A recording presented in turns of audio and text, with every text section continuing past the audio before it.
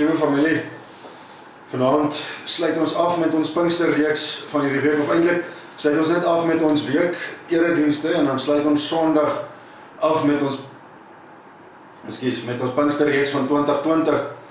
En wat 'n wonderlike pad was dit wat ons gestap het deur die bergrede van Jesus om 'n bietjie hierdie duidelike riglyne van Jesus in te neem en deel te maak van wie ons is. Ons gesels vanaand oor Matteus 5 vers 8 en ek wil vir ons lees hier net een vers vanaand wat sê: geseënd is die wat rein van hart is, want hulle sal God sien. En wat 'n wonderlike vers is dit nie eintlik om mee af te sluit hierdie aand eredienste van ons nie. Nou ons almal is geneig om altyd te dink aan die hart van die mens as die plek waar emosies gebêre word. Dis hoekom ons byvoorbeeld sê iemand se hart is seer of iemand het 'n hartsgeheim of dat iemand aan 'n gebroke hart ly. Ons sê ook goed soos dat ons iemand uit die diepte van ons hart uit liefhet. Want toe Jesus hier in Matteus 5 vers 8 gesê het dat hulle wat rein van hart is, geseënde mense is, het hy dit eintlik in 'n heel ander konteks bedoel. Jesus het hier oor die mense hart gepraat, maar die mense hart, hoe hulle dit verstaan het in daai tyd, was heel anders as hoe ons daaroor dink. Hy het gepraat oor die hart van die mens soos wat hulle in daai tyd dit verstaan het. Vir die mense van daai tyd was die hart iets soos die mense se stuurkajak, se beheertoring, as ek dit so kan. Dit was vir hulle die plek waar die mense karakter was, waar die mense karakter gewoon het. Die plek waar elke begeerte sy oorsprong gehad het, waar al jou gevoelens vandaan gekom het, waar al jou idees vandaan gekom het, waar al jou gedagtes vandaan gekom het. En dis ook die plek waar die mense sy verbeelding, sy gewete, sy voornemens, sy doelwitte, sy wil en selfs sy geloof gebêre is. Nou al hierdie dinge was volgens die mense van Jesus se tyd te vind in die hart. En daarom is dit nie vreemd as ons in Spreuke 4 vers 23 lees, dat daar staan: wees veral versigtig wat in jou hart omgaan, want dit bepaal jou hele lewe. Volgens die mense in die tyd van Jesus was die hart van die mens eintlik soos 'n groot stasie, 'n treinstasie as ek dit so kan noem. Dis 'n plek waar trokke of dan nou treine ontvang is. As mense nou so kan dink aan 'n diep depot van treintrokke. Sommige van hulle was stikkend, sommige was leeg, sommige was wat gehaak moes word, ander wat weer volgelaai moes word, en elke trok of elke deel van hierdie trein moes op sy regte plek, op sy regte spoor gesit word, sodat hy weer kon uitgaan. En net so was volgens hulle die hart hierdie depot waar die trokke vandaan gekom het, of by mekaar gekom het, en weer van hier af uitgegaan het. Trokke vol idees, vol emosies, vol oortuigings, wat elkeen op sy regte spoor geplaas moes word. Alles wat die mens is en beleef, beweeg deur die hart. En verder, net soos wat dit met 'n trokdepot kan wees, dat daar trokke met die verkeerde vrag opdag, of treine wat laat is, en dan die hele besigheid so 'n bietjie de mekaar maak, wat op verkeerde spore geplaas word, maak alles so 'n bietjie de mekaar in die depot. Het die hart ook sulke trokke wat inkom, wat bose gedagtes, onrein optredes, so slegte motiewe of negatiewe gevoelens, wat ook deel kom van hierdie hart, wat deel vorm van die mens se hart. Hierdie gedagtes wat hierdie slegte gedagtes wat dan ook uit 'n mens uitkom, en die mense van Jesus se tyd gesê is as gevolg van jou hart se toestand.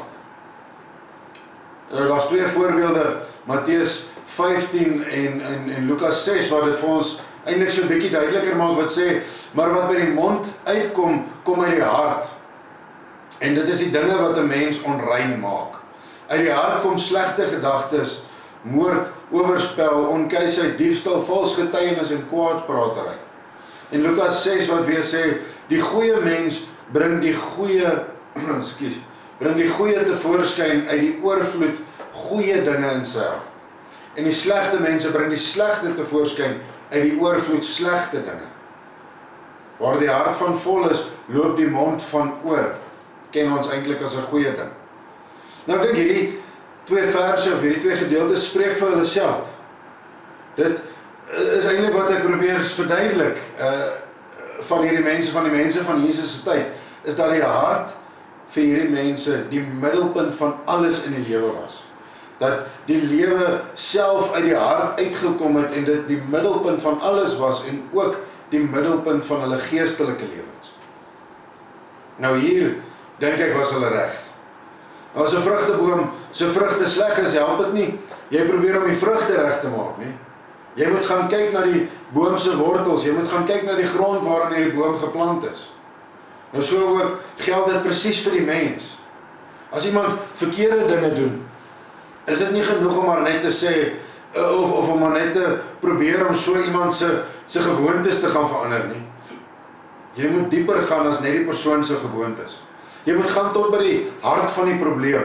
Of dan nou in terme van ons gesprek vanaand, jy moet gaan tot die probleem van die hart.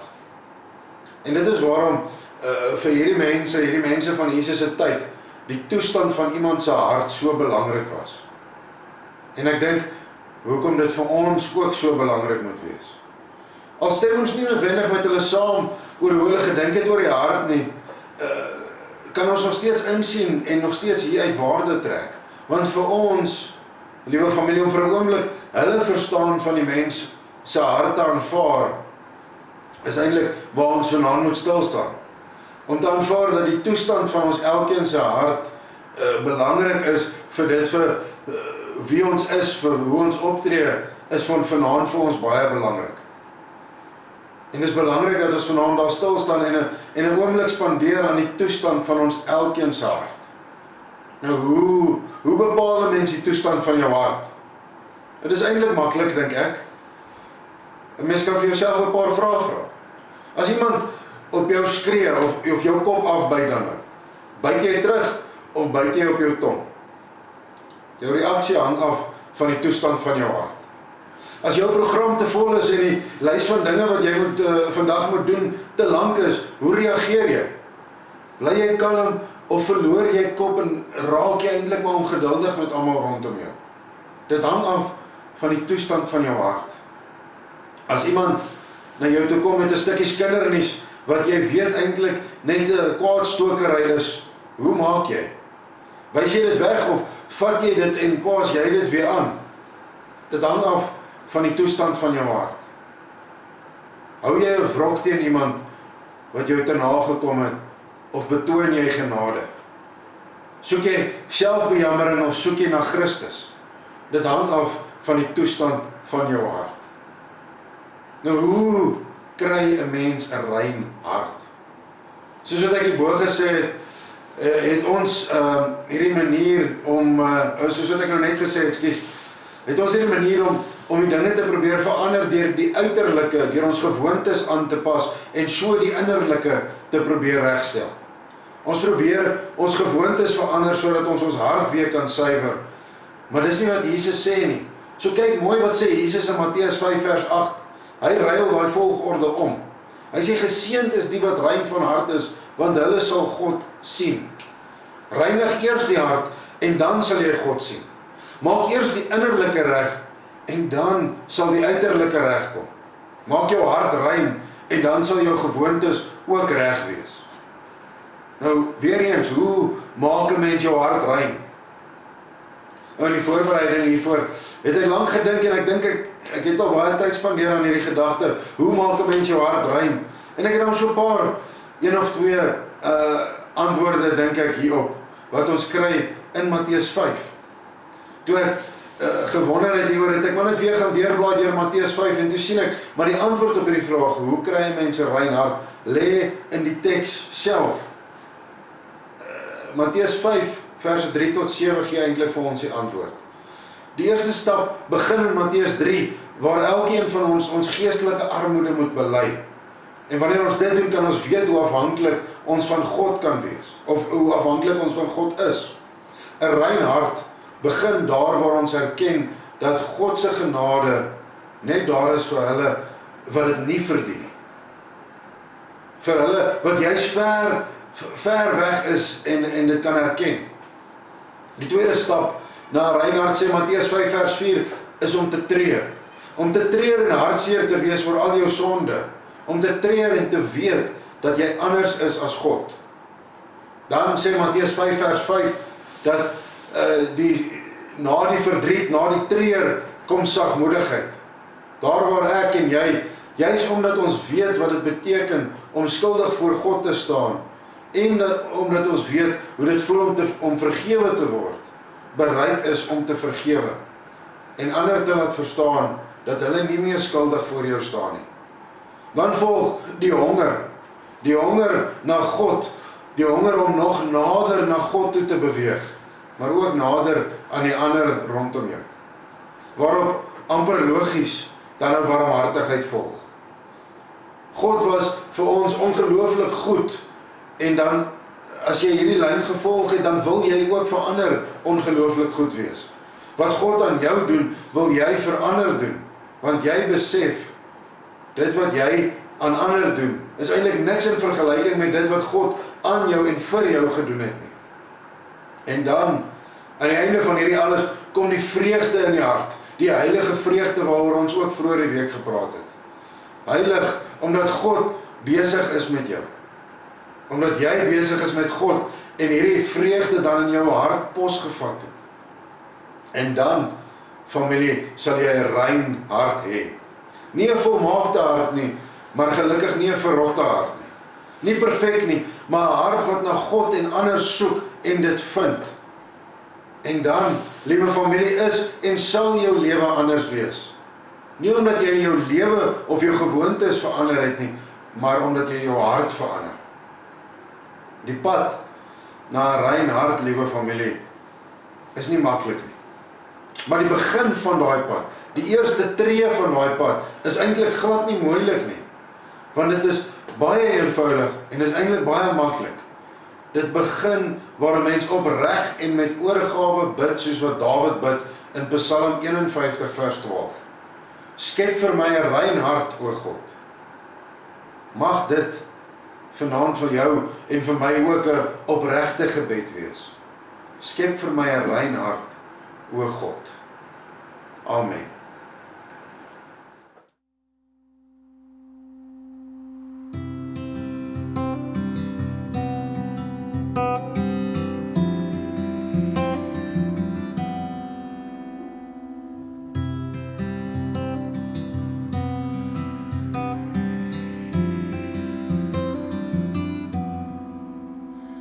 Genade laat my staan deur alles wat ek gaan.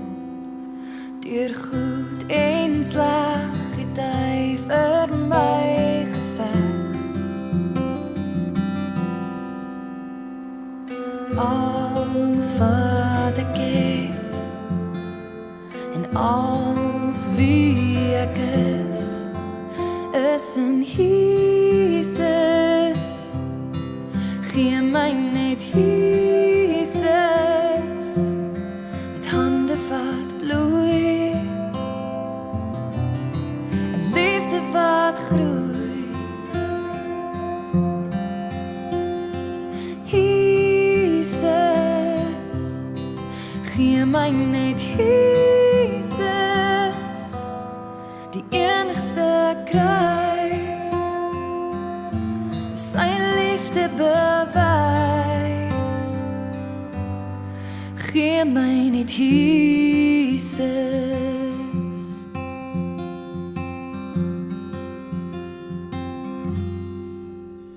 Genade laat my staan deur alles wat ek gaan. Deur goed en sleg het hy vir my geveg. Oh, oh, ek is vir hom meer werd as die mooiste môrester. Uit sy hand kan niks my trek, hy is te sterk.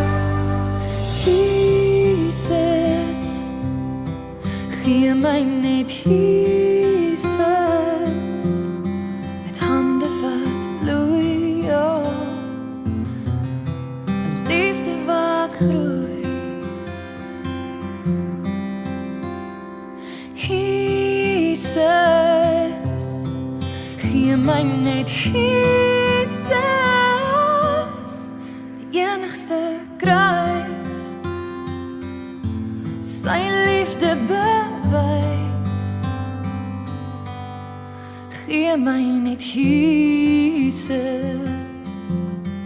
Gee my net Jesus. Gee my